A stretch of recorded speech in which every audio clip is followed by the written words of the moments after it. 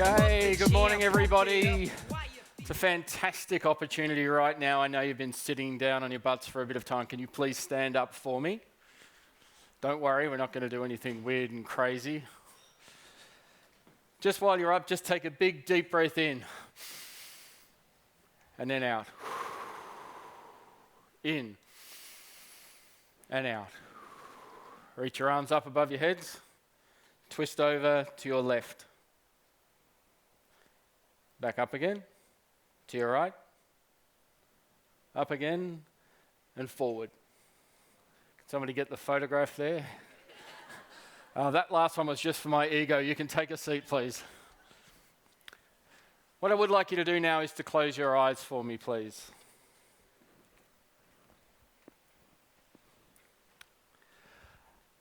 I want you to bring up in your mind that you are in Central Australia. 300 kilometres west of Alice Springs, just in the Western Australian Northern Territory border. It's desert country, and you're in the middle of the day.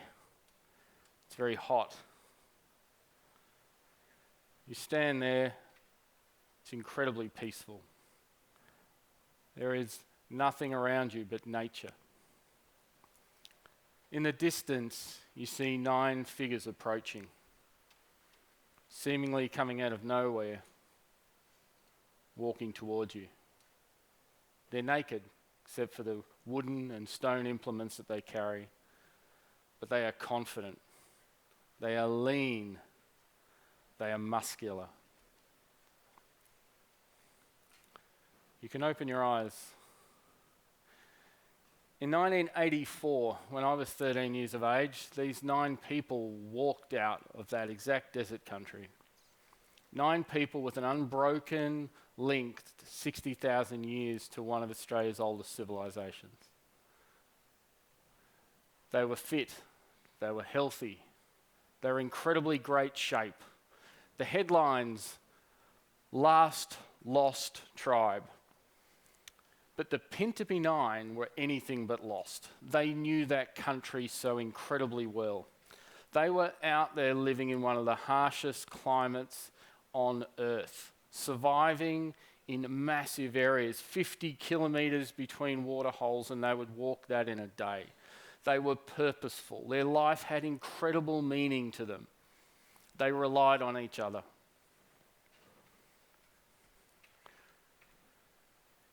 In modern life today, we think that we're thriving. The Pintupi Nine, we think we're just surviving. But I put it to you that in fact, they were thriving, and today now, perhaps we're just surviving. You see, we've been tricked into thinking that things like this. Does anybody recognize what car this is? Can anybody tell me? Yell it out. I would have thought someone in this crowd would have picked it up. It's a Lamborghini, of course. Yeah, and the fact that we know that is strange, isn't it? The Pintupi Nine certainly didn't come out of that desert country going, I really need a Lamborghini.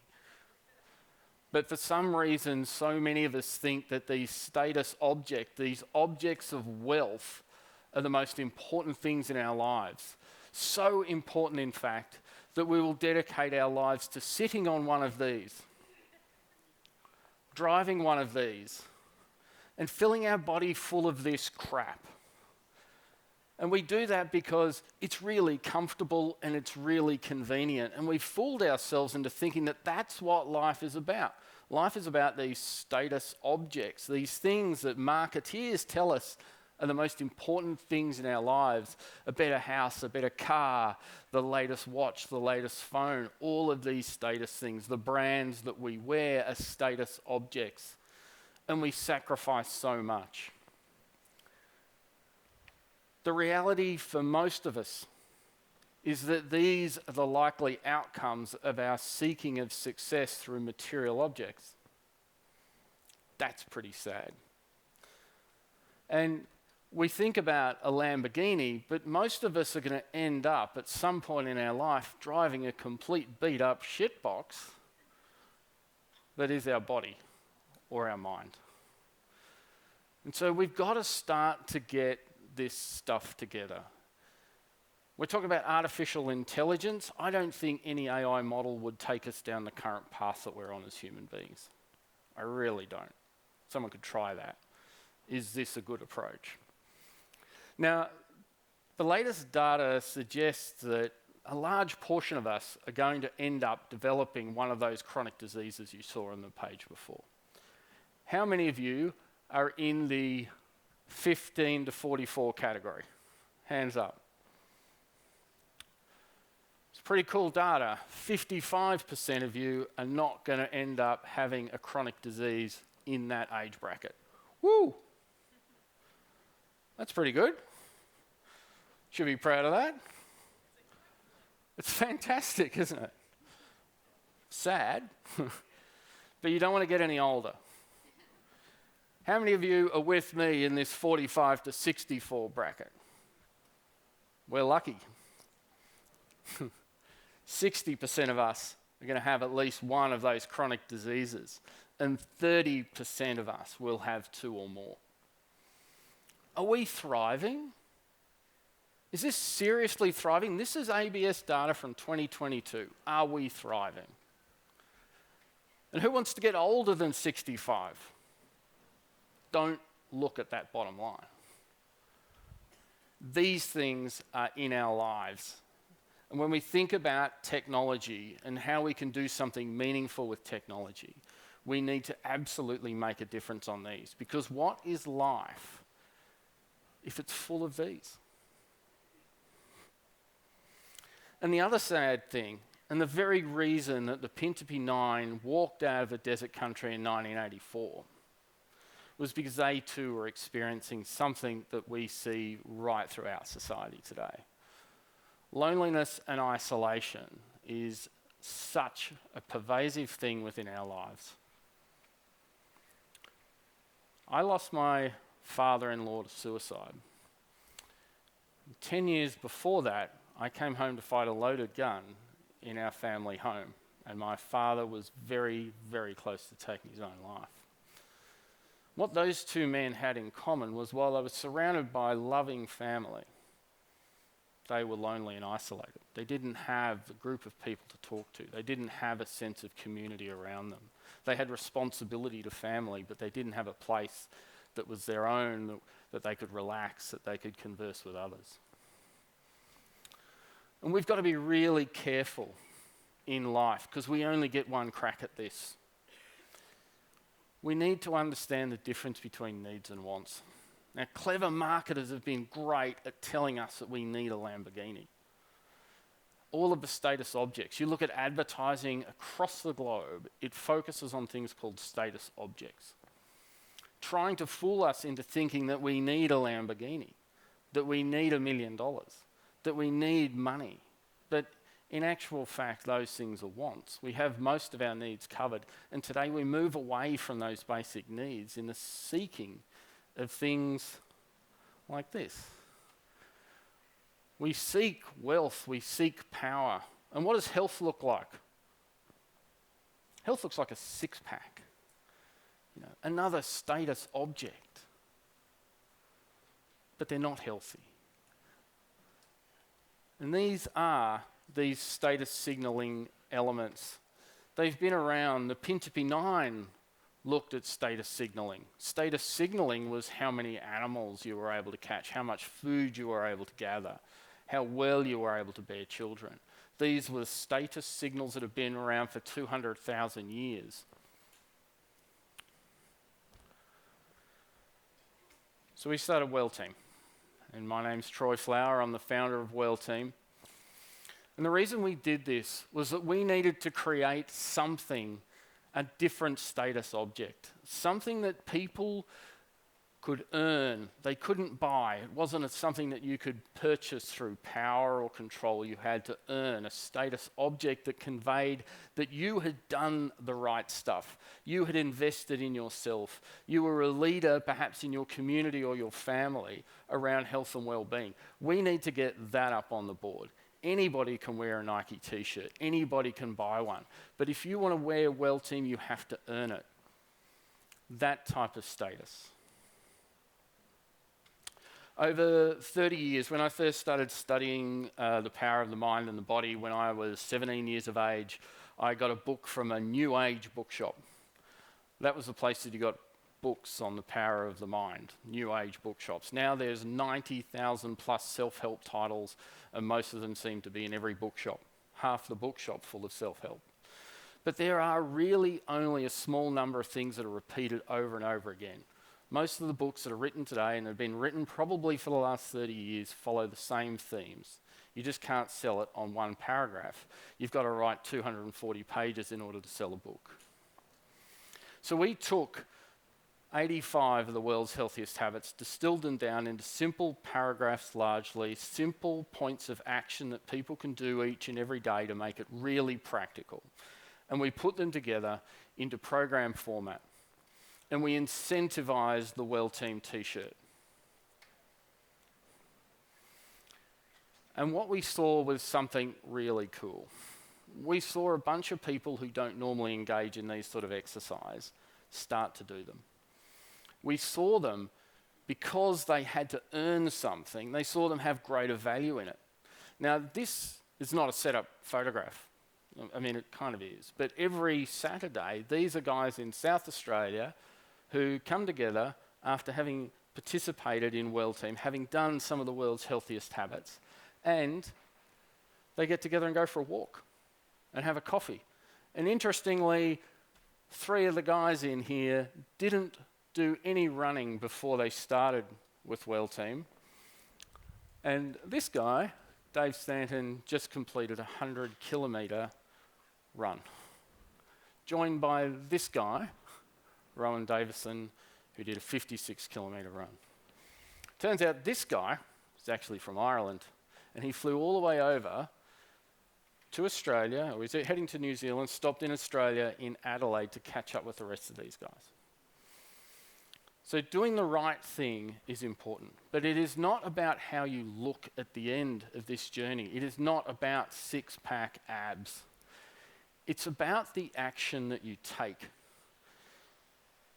Because it is not about intention. We all have the intention to be healthier, perhaps. We all have the intention to do something. But intention is worth nothing. It is about action. And when it comes to well-being, it's not about your data. It's not about your blood test results, your blood pressure, your waist circumference. Not about any of this stuff. They are what I call lag indicators. They happen as a result of something. What is important is the action that you take. And we've learnt this in Wellteam, that action absolutely beats intention. And the imagery that we've needed to create to support the Wellteam brand is very much action-oriented, and it has to be. Because if we want people to take the action, we need to create a brand and an image that is aspirational, that they want to be a part of. We learned a number of other things on our 5-year journey in building this, which is a culmination of 30 years of interest and fascination. And that is that we needed to personalise things. So we took a while, 2 years in fact, to build a 45-question survey tool, and then built the algorithm at the back of it to be able to produce an online report so that as an individual you can do 45 questions in your own home without anybody seeing it, without anybody knowing about it, without having to declare your hand to a doctor or anybody, and you can get some insights into the behaviours that you're doing and what else you might be able to do. So we learned that personalising this stuff was really important for our community because we are time poor. You don't want to be wasting somebody telling you to go and do an ice bath if you already do it. You don't want to waste your money on things. You don't want to waste your time. We also learned that instructions were the devil. Our target audience to start with were 40 to 60-year-old men. Any 40 to 60-year-old men here read instructions? An anomaly, quick. Instructions are something that I thought, look, I'm going to be really detailed. I have a science background, and so I want to make it really super clear. I want to get into the detail so that if I tell somebody this will happen, that there is evidence behind it, it's referenced, it's cross-checked. Our customers hated it. They fell over. Any instruction, any line of instruction, they would fall over. They would drop out of the process.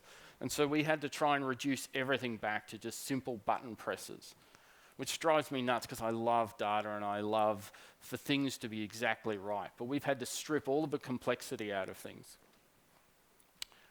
And we looked at the compliance logging, how often they were logging. And what we saw over time was that their logging behaviour petered off. So on the left you see heavy black lines of data and then it dropped off over time. And we would look at those and go, we've got a 33% compliance rate of greater than 80% of the time. But we needed to improve that, so we made it competitive, highly competitive. We put leaderboards up as people logged their behaviour. And what we saw was a dramatic increase in people's logging behaviour. We saw people earning ridiculous 58,000 points for Glenn Winkler. When we set this up, we thought 20,000 is going to be the target and it'll take people 3 years to get there. Less than 12 months. People really engaging in these behaviours. But the key thing was the humanity. People wanted to be together. It had to be real. And when we're looking at technology products, we want to make sure that we connect with the human nature. These guys would get up on Saturday morning, 7 o'clock, rain, hail or shine, to get together and walk for 60 minutes with a bunch of other guys and then have a coffee at the end for 30 minutes.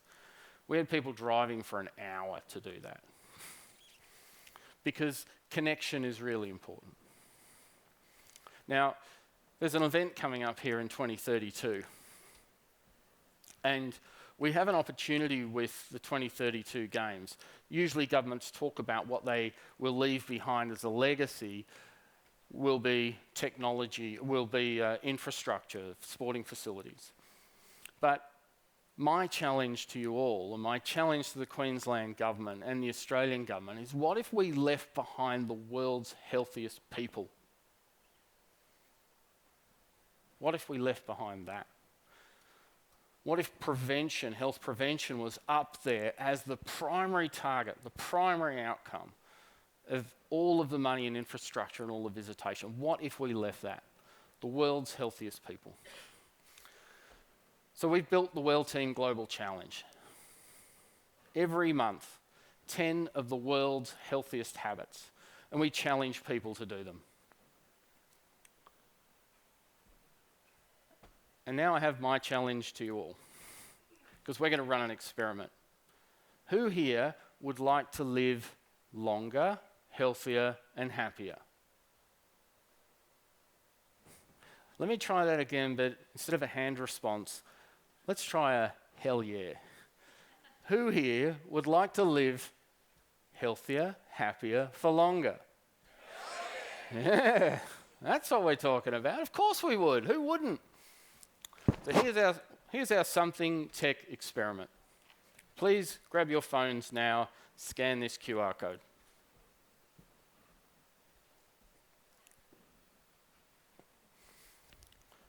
I'm giving you all 3 months membership in Wellteam as a special thing for something tech, but because I really do have an interest in changing the world.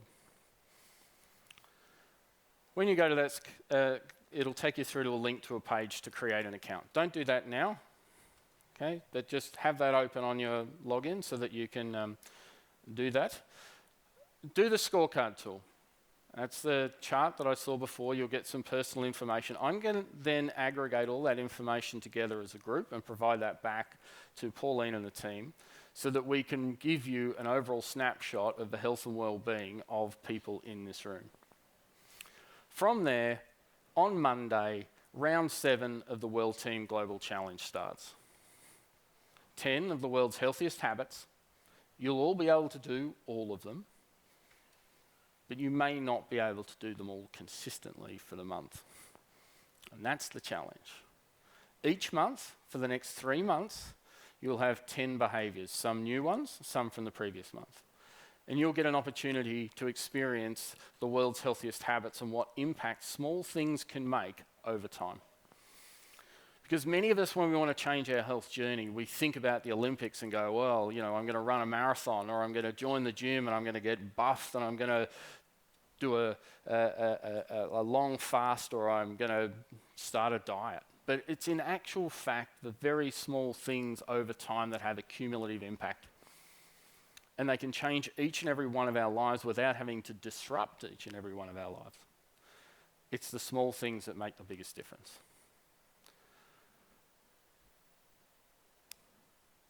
Create the account, do the scorecard tool, and join me on Monday for round 7 of the World's Healthiest Habits and the Wellteam Global Challenge. Thank you. So I just got to say, Yeah.